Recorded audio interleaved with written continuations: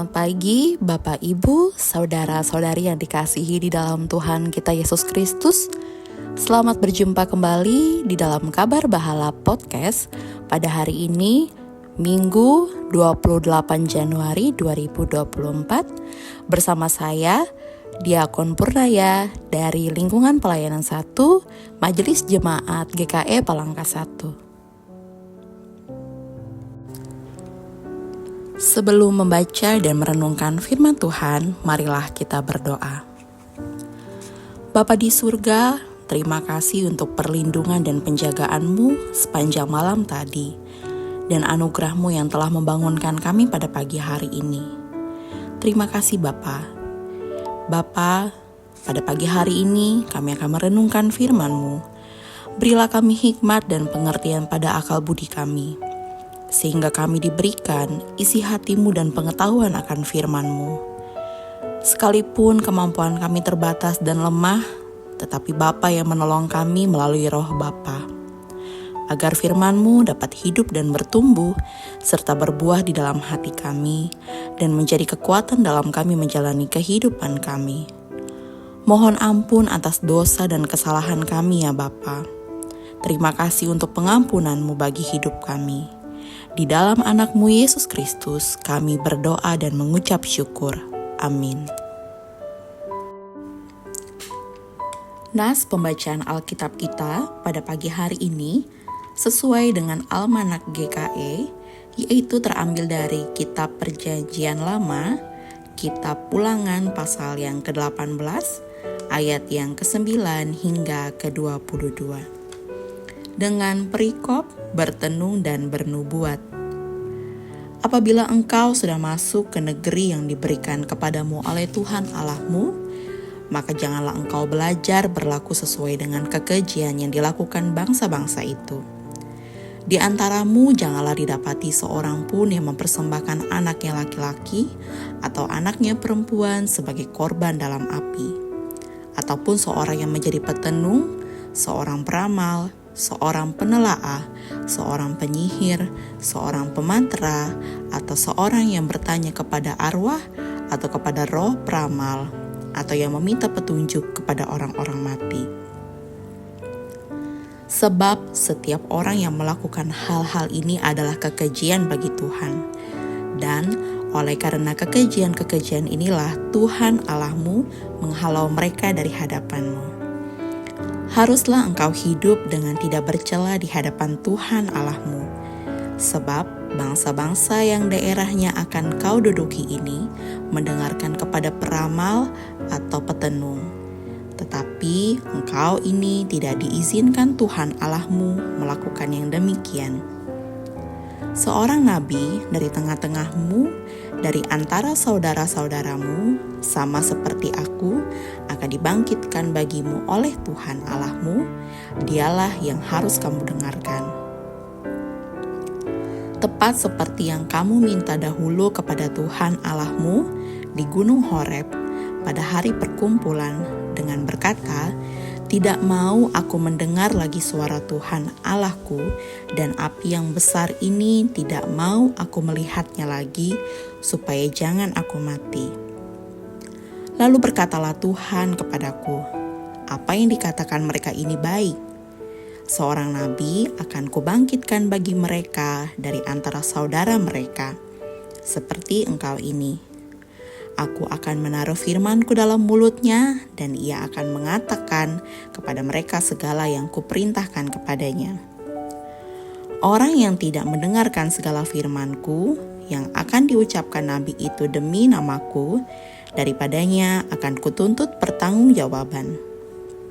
Tetapi seorang nabi yang terlalu berani untuk mengucapkan demi namaku perkataan yang tidak kuperintahkan untuk dikatakan olehnya, atau yang berkata demi nama Allah lain, nabi itu harus mati. Jika sekiranya kamu berkata dalam hatimu, bagaimanakah kami mengetahui perkataan yang tidak difirmankan Tuhan? Demikianlah pembacaan Alkitab kita pada pagi hari ini. Yang berbahagia ialah mereka yang mendengarkan firman Allah dan yang memeliharanya. Amin. Bapak, Ibu, saudara-saudari yang dikasihi dalam Tuhan kita Yesus Kristus, renungan kita pada pagi hari ini ditulis oleh Bapak Pendeta LDBT dalam buku Kabar Bahalap yang berjudul Menjaga Kekudusan. Ada peringatan, pergaulan yang buruk merusakkan kebiasaan yang baik. Ini dapat kita baca di dalam 1 Korintus pasal yang ke-15 ayat yang ke-33. Dalam hal itu, meskipun orang tidak berniat belajar, ia tetap akan mendapatkan pengaruh kuat yang bisa mengubah hidupnya secara total. Tuhan memperingatkan tentang hal itu. Ia pun berkenan menjanjikan para penolong yang akan selalu mengingatkan kita akan bahaya yang bisa datang dari luar. Jadi, kita akan mampu hidup dengan bijaksana di lingkungan baru. Kita bisa hidup berbaur di dalam masyarakat tanpa harus mengikuti hal yang berbeda dengan iman dan prinsip hidup Kristen kita. Tanah yang dimasuki bangsa Israel, yaitu tanah Kanaan, bukanlah negeri yang kosong sama sekali, bukan tanah yang tiada penduduknya. Sebelum bangsa Israel memasukinya, sudah ada penduduk di tanah atau negeri itu, yaitu orang-orang Kanaan. Perlu dicatat bahwa mereka yang disebut sebagai orang-orang Kanaan ini terdiri dari beberapa suku bangsa dengan sejumlah sistem budaya, sosial, dan keagamaan yang umumnya terkait dengan kehidupan pertanian dan perkotaan. Sementara bangsa Israel dalam arti tertentu merupakan bangsa nomaden, pengembara dengan pola hidup peternakannya.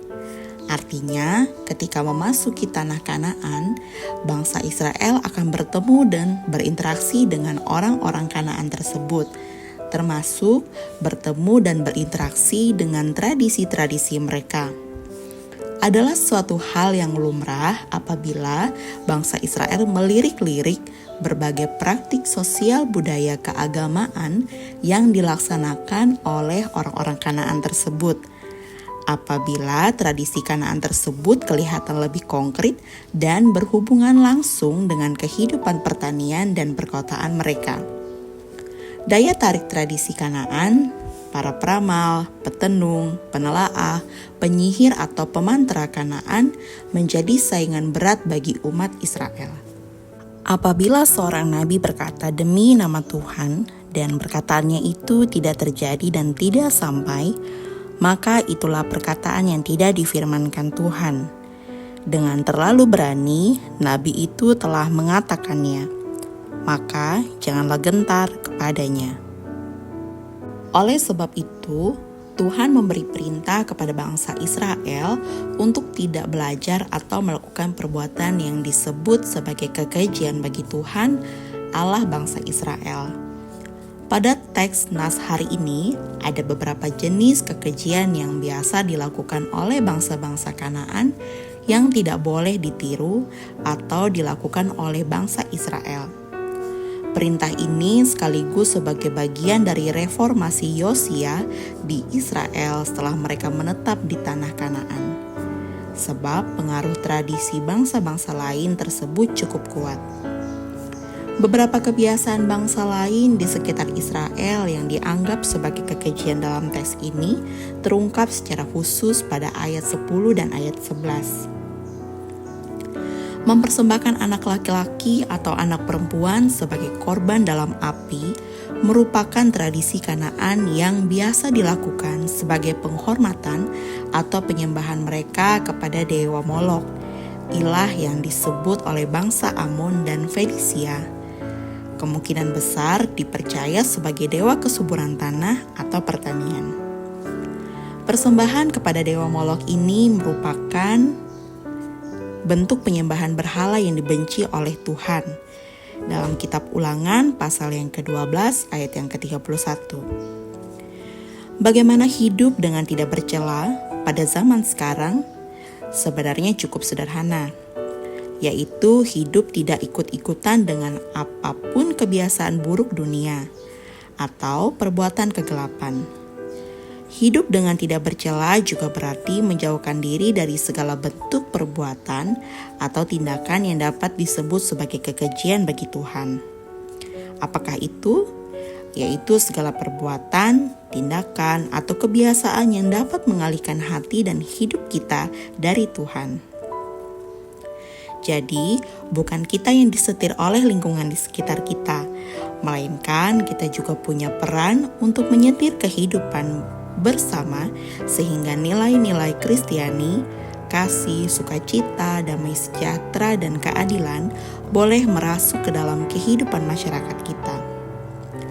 Kita bersyukur jika Tuhan mengizinkan kita berada di dalam lingkungan yang baru. Itu artinya ada tugas pengutusan yang hendak Tuhan berikan kepada kita, yaitu untuk mewarnai hidup ini dengan cinta kasih dan damai sejahtera dari Tuhan. Hidup di dalam panggilan Allah berarti hidup sesuai dengan perintah Allah. Ketaatan dan iman kepada Allah ialah suatu hal yang mutlak di dalam segala situasi kehidupan ini. Biarlah kita membawa diri kita sebagai duta Allah dimanapun kita berada. Jati diri sebagai duta akan menghindarkan kita dari hidup kompromi dengan perbuatan dosa. Demikianlah renungan kita pada pagi hari ini. Marilah kita berdoa. Bapa, terima kasih untuk firman yang telah kami renungkan bersama, yang telah ditulis oleh Bapak Pendeta LDBT. Terima kasih Bapa sudah mengajarkan kami untuk hidup yang tidak ikut-ikutan dunia ini, melainkan hidup baik yang hanya menyembah dan memuliakan Bapa melalui perbuatan kami, dan tidak menyembah kepada roh kegelapan. Bapa, ajar kami untuk menjadi terang-Mu di lingkungan tempat kami berada, dan biarlah kami memberikan kasih, damai dan sukacita di dalam lingkungan kami, yang semuanya itu hanyalah datang daripada Bapa yang hidup di dalam hati kami. Terima kasih Bapa di surga, ajarlah kami untuk tidak mengandalkan kekuatan kami sendiri Bapa, tetapi ajar kami untuk mengandalkan Bapa di dalam kehidupan kami sehari-hari. Terima kasih banyak Bapa di surga, terpujilah nama-Mu. Amin. Demikianlah layanan podcast kita pada pagi hari ini. Jangan lupa untuk like, subscribe, dan komen. Tuhan Yesus memberkati.